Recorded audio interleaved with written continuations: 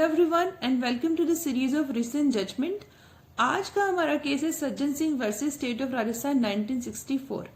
इस केस का बैकग्राउंड यह है कि सज्जन सिंह को 1948 में अपॉइंट किया गया as sub inspector in Rajasthan police by inspector general of Jaipur, और इसी चीज को फिर से अफर्म किया गया, मतलब इसके बाद पे मुहर लगाई गई inspector general of Rajasthan police के द्वारा।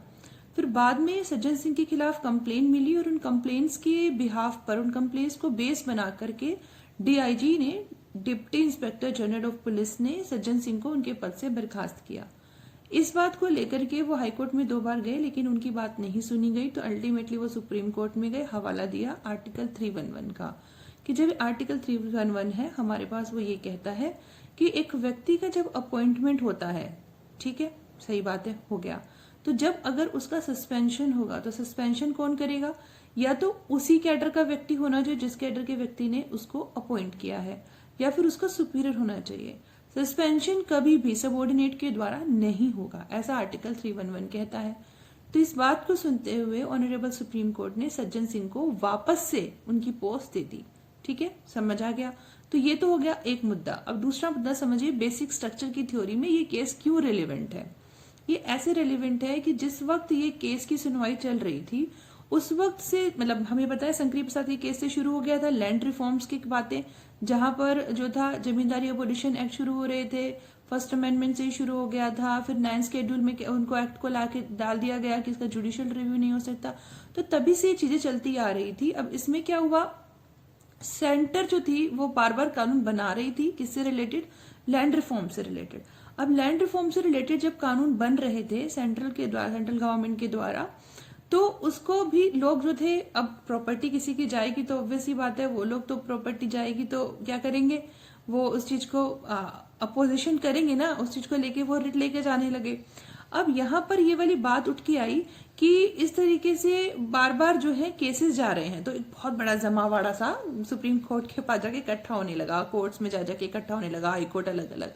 तो अब यहाँ पर ये बात हुई कि अमेंडमेंट करती रही गवर्नमेंट, कैसे पहले 1 अमेंडमेंट किया, फिर 4th अमेंडमेंट किया, इस तरह से अमेंडमेंट हुए, लैंड रिफॉर्म्स के होते रहे। 17th अमेंडमेंट चला जब ये वाला केस अभी पेंडिंग था। 17th अमेंडमेंट में क्या किया, 44 एक्ट बनाए और उनको डाल करके 9th शेड्यूल में अपना आराम से गवर्नमेंट जो चिंता मुक्त हो गई कि अब क्या हुआ, 9th शेड्यूल में एक्ट बना दिए प्रॉपर्टी से रिलेटेड, अब इसका कोई जुडिशियल रिव्यू नहीं होगा, कोई फाइल नहीं जाएगी कहीं कोर्ट में। तो अब इसी केस में सज्जन सिंह के दौरान ये हो रहा था, तो इस क्या किया गया, सारे केसेस को एक साथ क्लब कर दिया गया सज्जन सिंह में।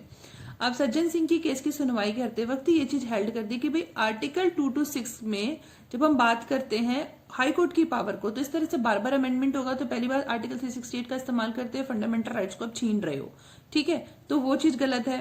दूसरा, इससे हाई कोर्ट की पावर भी जो है खत्म हो रही है।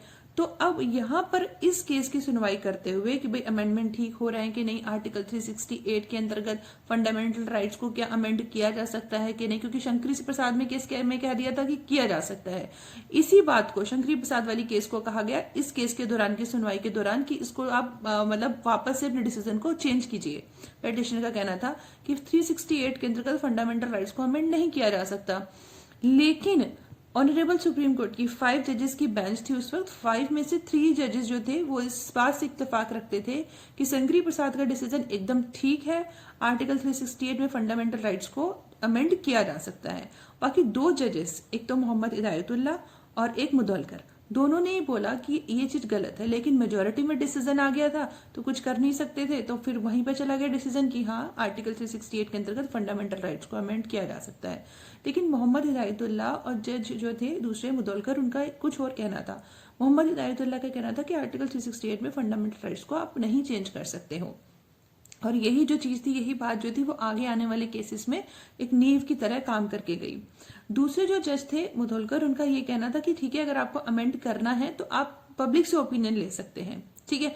तो ये वाली बात यहाँ से शुरू हो गई कि अब जो चीजें चेंज होंगी, कि अब तक तो ठीक है आप कर रहे हो, मतलब जुडिशरी की से पावर ले रहे हो, जुडिशियल रिव्यू से हटा रहे हो चीजों को, जाके नया स्केड्यूल में डाल रहे हो, तो वो जो चीजें अब चीजें चेंज होने लगी थी। जैसे जज का एक, मतलब मोहम्मद आयतुल्ला जी का एक नया ही रूल आई लेके आया कि वो मतलब नहीं, आर्टिकल 368 में फंडामेंटल राइट्स को आप नहीं कर सकते। आगे गोलोकनाथ का हम केस पढ़ेंगे तो उसमें दिखेगा वहां पर किस तरीके से वो चीज काम करके गई। तो ये वाली बात इसके अंदर हुई, केस के अंदर। तो पहले केस है Sajjan Singh versus state of Rajasthan, और बाद में मुड़ गया सज्जन Singh versus union of India and state of Rajasthan. इस तरीके से एक केस जो था वो मुड़ गया था। तो ये केस जो है इस तरीके से इसी वजह से इंपॉर्टेंट हो जाता है हमारे लिए समझने के लिए बेसिक स्ट्रक्चर की थ्योरी में। आई होप आपको समझ में आ गया हो। Thank you so much, thanks a lot for learning and keep watching. अगर अच्छी लगी है वीडियो तो नेक्स्ट अभी हमारा थ्योरी चलेगी बेसिक स्ट्रक्चर की, उसके केसेस, तो देखते रहिएगा। Thank you so much, thanks a lot.